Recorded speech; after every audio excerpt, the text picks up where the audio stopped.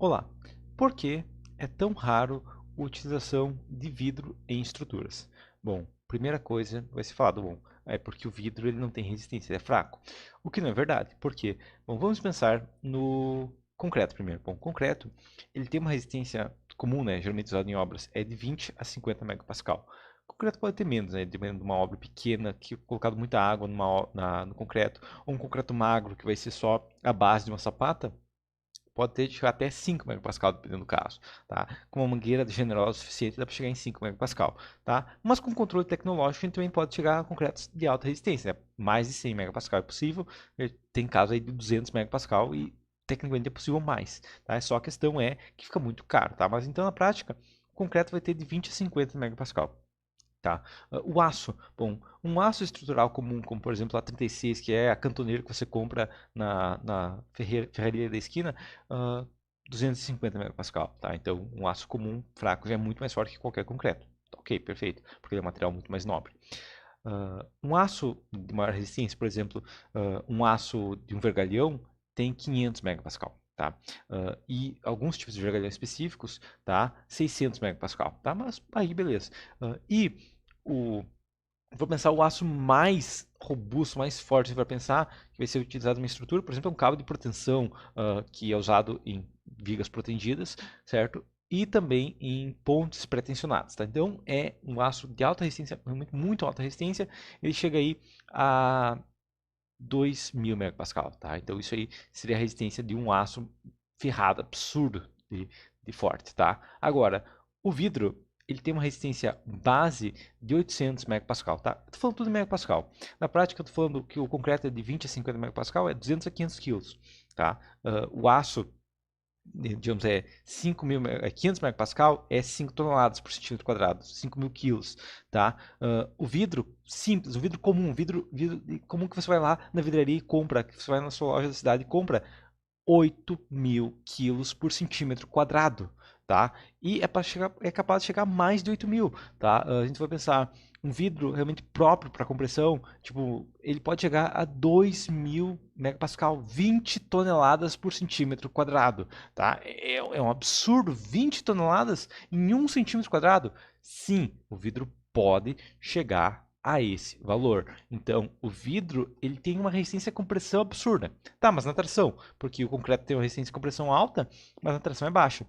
Bom, o vidro ele tem uma resistência à tração, mesmo um vidro comum, bem comum, é 45 megapascal, tá? Então 45 megapascal. Só para a gente ter uma noção, o concreto de usinado de alta qualidade vai ter 45 megapascal na compressão, certo? Então, se você pega um concreto de alta resistência e coloca em uma viga, a chance desse concreto falhar, né, de chegar a uma carga capaz de fazer esse concreto falhar, é muito baixa, tá? Porque é uma resistência muito alta, certo? Então isso aqui é geralmente utilizado em proteção, tá? 45 megapascal. Inclusive, se a gente for pensar que o lado forte do concreto é 45 megapascal e o lado fraco do vidro é 45 megapascal, uma seção de vidro ela tem uma resistência equivalente a um concreto ultra resistente, tá? Por exemplo, uma viga pós-tensionada, tá? Então, uma seção de vidro, se a gente for pensar na resistência de uma seção equivalente, vai ter uma resistência tão grande quanto uma viga pós-tensionada, certo? São aquelas vigas que com 35 de altura vencem um vão de 10 metros, tá? Então, é esse tipo de resistência que tem o vidro. Bom, se é por isso, deve ter algum outro motivo. Sim, tem. Por quê? Bom, vamos pensar, por exemplo, agora outros casos aí que pode ser, talvez seja isso. O que seria, por exemplo? É a densidade, tá? O concreto tem uma densidade, concreto armado, no caso, tem uma densidade de 2,5 tonelada força por tonelada força por metro cúbico, tá? Então, 1 metro cúbico de concreto, 2.500 quilos. O vidro é a mesma coisa, tá? O vidro é 1 metro cúbico, 2.500 quilos. Claro, tem concreto mais leve, tem concreto um pouquinho mais pesado, mas essa é a média, né? Isso que a gente usa geralmente em cálculo, né? 2,5 tonelada força por centímetro por metro quadrado, metro cúbico, tá? Então, 1 metro cúbico de concreto, 1 metro cúbico de aço, mesmo peso, tá? Então não é por causa disso. Quem sabe a deformação, né? Porque o vidro tem um módulo de Young aqui de 70, tá? Isso é muito ou é pouco? Bom, é 70, tá? A questão é, qual que é o módulo de Young, né? O módulo de resistência de deformação, o módulo de elasticidade do concreto, por exemplo. Bom, o módulo de elasticidade do concreto, geralmente ele fica em torno de 30 gigapascal, tá? Então, o vidro ele tem mais que o dobro, ou seja, uma seção equivalente de vidro deforma menos que a metade do que deforma uma seção de concreto, tá? Então não é por causa disso. E o vidro ele também não tem uma fluência tão elevada que nem o concreto tem. Então o vidro deforma menos que o concreto, tá? Então ele deforma menos, ele não é mais pesado e ele é muito mais resistente. Qual o motivo? Ah, deve ser o preço. O preço do vidro deve ser um absurdo. Não, não é tão caro, tá? Vidros de maior espessura tendem a ser mais econômicos por metro quadrado, ele acaba sendo, o peso dele acaba sendo menor conforme a gente vai aumentando a espessura, certo? Até um limite, claro, né? Mas não é também o custo, certo? Qual o motivo, então, do vidro ser tão pouco utilizado se ele tem propriedades tão boas assim, tá? Bom, vamos olhar primeiro agora como que um vidro falha. Certo? Então aqui eu tenho um teste básico de uma seção aí de vidro, caso uma garrafa, mas se fosse qualquer outra seção de vidro, falharia da mesma maneira, que é o quê? Bom, aqui ele está em compressão, né? Por mais que ele resista a 1000 megapascal, olha o que acontece quando a gente chega em 1000 megapascal. Bom, basicamente ele arrebenta do nada, certo? Então olha aqui, um vidro totalmente quebrado, 1 segundo antes, inteiro perfeito, tá? Esse é o problema, tá? Que o vidro 1 segundo antes de falhar, ele parece perfeito, tá? Vamos olhar agora como que uma viga de concreto falha. Bom, aqui tem uma viga, certo? Uma viga de concreto aqui, tá? Vou deixar até meu mouse aqui bem em cima aqui, vou colocar um pouquinho mais para a direita aqui, ó, mas bem no topo da viga, certo? A gente vai ver o quê? Que essa viga vai ser aplicando carga e ela vai começar basicamente a deformar, certo? Eu vejo que meu mouse está aqui, mas ela começa a deformar e começa a descer, certo? Essa viga vai descendo, vai descendo, vai descendo, certo? Ela está começando as fissuras aqui, ó, começa a aparecer fissuras até ele arrebentar, tá? Então essa viga, ela teve tempo para arrebentar, certo? Vamos dar uma olhada melhor agora, mas essa viga teve tempo de arrebentar, ó. Ela começa a deformar, ela começa a fissurar, ela começa a falhar, falhar, falhar. E aí, depois de realmente passou do limite, aí sim ela arrebenta. Tá? Então, é esse o motivo que o vidro não é um material comum para estruturas. Que é o quê? Que se ele decidir falhar, tchau, morreu. Tá? Esse é o problema. Se tem alguma pessoa embaixo, morreu. Se tem uma pessoa em cima, morreu. Não tem salvação. Esse é o problema do vidro, tá? Ele resolveu falhar, ele falhou, tá? Concreto, não. Concreto resolveu falhar, ele começa a deformar, ele começa a dar uma fissura, começa a dar duas fissuras, começa a fissura maior, começa a trinca maior, começa a esbugalhar, e aí depois disso, ele vai redistribuir, ele vai deformar, ele vai mandar a carga para as outras peças próximas, e depois de tudo isso, aí ele falha, tá? Então é isso que acontece com o concreto. O aço, mesma coisa, né? Se for uma compressão, por exemplo, um pilar de aço, se ele começar a ser muito solicitado, ele tem uma pequena flambagem. Tem uma flambagem, ele deforma um pouquinho, manda a carga para os outros, tá? Então, ele não falha do nada, certo? E se for na tração, o aço começa a deformar, começa a esticar, esticar, esticar. Ele chega no escoamento, ele para de ganhar resistência, ele para de aumentar a resistência da peça, né? Ele mantém o que ele chegou e para, certo? E continua deformando. Ele vai deformando, ele vai mandando a carga para as outras peças, tá? Então ele demora também a falhar. E quando ele falhou, já tem uma deformação muito alta, tá? Então ele não tem esse problema também com o aço, certo? O problema é, o vidro não é isso. O vidro tentou iniciar a arrebentar, morreu, tá? O vidro, do momento que ele arrebentou, não tem acentuação, né? Quem está embaixo já morreu, quem está em cima já morreu. Esse é o problema do vidro. Ele falha do nada, tá?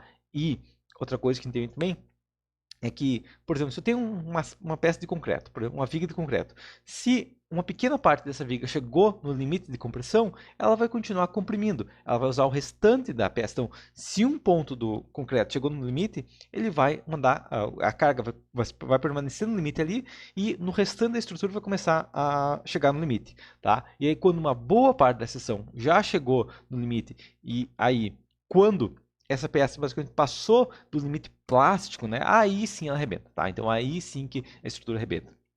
Mesma coisa com o aço. Começou a dar uma carga muito alta na tração, o aço escoa, ele escoa de forma mais e toda a seção vai estar resistindo junto, né, na tração e depois mesmo, quando toda a seção falhar e ainda assim ela continuar sendo solicitada, aí ele arrebenta, tá? E se for na flambagem, com concreto na compressão, ele vai começar a comprimir, vai gerar amassos internos na peça, vai continuar absorvendo carga, vai deformar um pouquinho, vai reduzir a sucessão nele, e se mesmo assim passar do limite, aí ele arrebenta, tá? Então isso que acontece no concreto, isso que acontece no aço. Tá? E a madeira deforma mais ainda, né? A madeira, quando você começar a aplicar carga, ela deforma, deforma, deforma, deforma. É incrível a quantidade de deformação da madeira, como ela tem um módulo de Young baixo, ela deforma muito até falhar, tá? Então a gente tem essas questões nos materiais comuns estruturais, né, que é madeira, concreto e aço. Agora, o vidro não. O vidro, se 1 milímetro quadrado da garrafa chegou no limite, tchau, não tem mais salvação, arrebentou tudo, tá? Então esse que é o problema do vidro. Não é que só ele tem a resistência de 1000 megapascal, mas ele consegue chegar. Não. Geralmente o que acontece é que se eu tenho um pilar de vidro e uma pequena parte dele está com 1000 megapascal e o restante está com 200, azar, essa parte com 1000 megapascal falha, tá? Então, se tiver 1 milímetro quadrado passando do limite, toda peça falha. Ele não deforma, ele não redistribui os esforços, ele não escoa, não, ele arrebenta, tchau, morreu todo mundo, tá? Esse é o problema do vidro, tá? E é por isso que não se utiliza vidro geralmente em estruturas. Até se utiliza em casos específicos, mas aí não vai utilizar o mesmo coeficiente de segurança, né? Ao invés do concreto que a gente usa 1.4 ou do aço que a gente usa variável, né, de 1.25 a 1.4, ou 1.5 também no caso até, e em outros tipos de estruturas, né, por exemplo, cabo de elevador é mais, mas geralmente estrutural é isso, certo? Já no vidro, o coeficiente de segurança abaixo de 3 é um absurdo, tá? Então pelo menos o triplo, tá? Que a gente utiliza em uma estrutura de vidro. Por quê? Porque a chance, se der uma falha, ela arrebenta do nada, tá? Então esse é o problema. Se em algum momento um pequeno pedaço falhar, tchau, tá? Já o contrário não acontece em outros materiais. E é aqui que entra uma outra questão, que é o quê? A gente vai, se um engenheiro for em uma obra, principalmente um engenheiro que não está acostumado a isso, tá? A primeira vez, segunda vez que o engenheiro vai em uma obra onde não tem acompanhamento técnico. Tá? Então, uma obra que o pedreiro resolveu fazer sem engenheiro e o dono da obra aceitou e ignora que está violando norma e ignora que pode tomar multa, tá? Acontece. É muito comum, infelizmente. Tá? O mesmo vale com uma estrutura metálica de serralheria sem acompanhamento técnico, nada. Né? Às vezes um serralheiro está acostumado a fazer portão, ele começa fazendo um galpão de 10 metros e não chama um engenheiro. Tá? Existe isso. Infelizmente, sim. Tá. Então, quando um engenheiro vai numa obra pequena e olha aquilo lá, ele tem um ataque cardíaco, tá? É normal. Então, ele olha uma estrutura subdimensionada e acha um absurdo. Mas é muito comum estruturas assim no Brasil. E por que que elas não... Por que não tá morrendo tantas pessoas assim? Bom, porque o concreto armado, ele tem essas tolerâncias, né? O aço tem essas tolerâncias que o vidro não tem. Tá? Ou seja, em uma estrutura de concreto armado, a gente tem resistência à tração no concreto que a gente ignora porque ela é muito baixa, mas ela existe. Tá? E se ela for fissurada, a gente perde ela, mas a princípio ela existe. Tá? Outra coisa, uma estrutura de concreto armado começou a falhar, deformou. Tá? Então, se foi feita uma viga, tá? Que ela precisava, sei lá, de 3 barras de 12.5, foi colocado 2 de 10. O que vai acontecer? Ela vai começar a deformar, ela vai redistribuir, ela vai se apoiar na parede, ela vai começar a fissurar a parede, vai começar a dar problemas, vai começar a ter trincas por toda a parede, vai ter reboco arrebentando, vai ter azulejo soltando, vai ter um monte de erros, e daqui a 2 anos, quem sabe, essa estrutura falha. Tá? Então isso que acontece numa estrutura de concreto armado. Tá? Uma estrutura metálica, deu um vento muito forte. O galpão pode deformar, pode ter uma deformação plástica, pode dar um amassado, certo?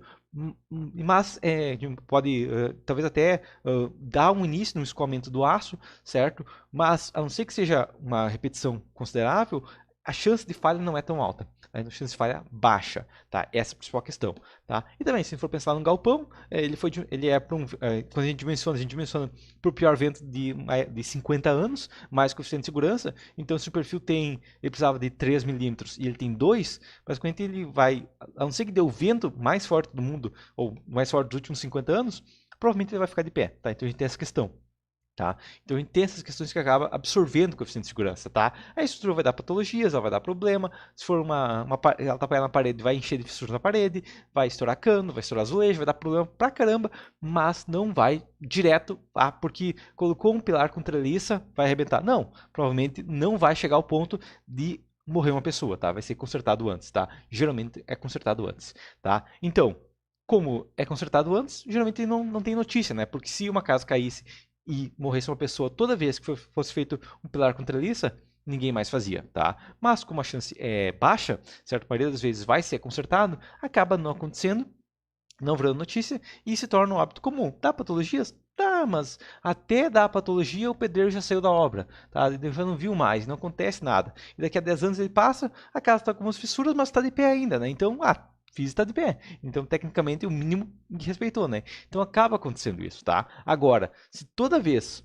que um pilar fosse feito com uma treliça dentro, ou toda vez que faltasse uma barra de ferro e uma viga, morresse uma família, ia ser muito raro isso, tá? Não ia acontecer qualquer pessoa que fosse fazer um muro ia chamar um engenheiro, tá? Por quê? Porque aí seria, meu Deus do céu, um risco absurdo, pode morrer pessoas, tá? Infelizmente, não se chama, né? Mas felizmente não é um risco tão grande assim, tá? Existe risco, vai dar patologia, vai ter que ser feito, o cara que resolveu fazer assim vai pagar por isso, vai pagar mais até com juros, tá? Mas a chance de morte mesmo não é alta, tá? Então é por isso que a gente trabalha com coeficiente de segurança de 1.4 e por isso que muitas vezes, se a estrutura parece estar um pouco subdimensionada, ela falha, dá problemas, mas a chance realmente de morrer pessoas não é tão alta assim, tá? Então, basicamente seria isso, tá? E é por isso que a gente utiliza vidros, porque ele é frágil, ok?